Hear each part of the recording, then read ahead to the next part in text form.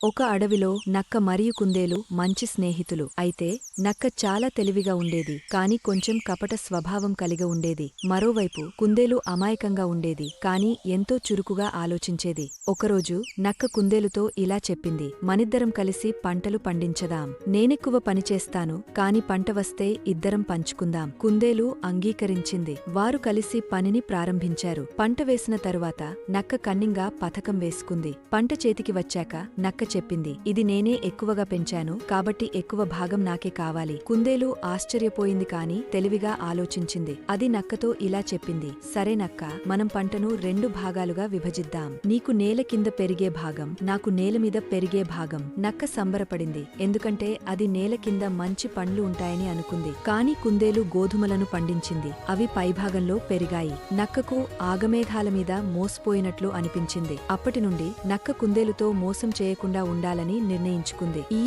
కథా నీతి, తెలివిగా ఆలోచించినవారు ఎప్పుడు గెలుస్తారు.